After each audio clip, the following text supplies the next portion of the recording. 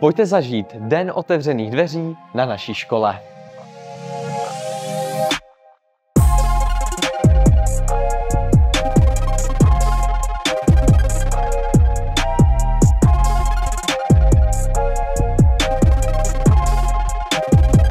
A nyní se pojďte se mnou podívat na jednotlivé programy oboru veřejnosprávní činnost na naší škole.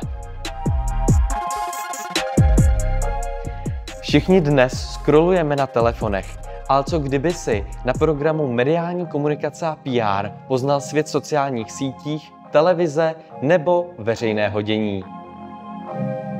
Právo a právní administrativa.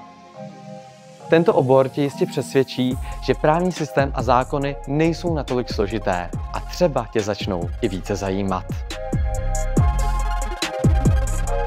Pokud chceš založit skvělý podnik a vydělávat velké peníze, tak jistě pro tebe bude obor finance, biznis a světová ekonomika. Zde získáš rady a tipy na podnikání, ale také na co si dát bacha u účetnictví.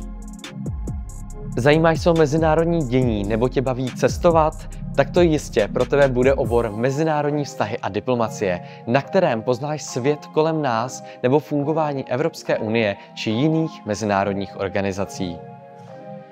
Naše škola nabízí nejrůznější vzdělávací programy. Chce se stát novinářem, podnikatelem, právníkem nebo třeba diplomatem? Připravíme tě na vysokou školu, praxi, ale i na život.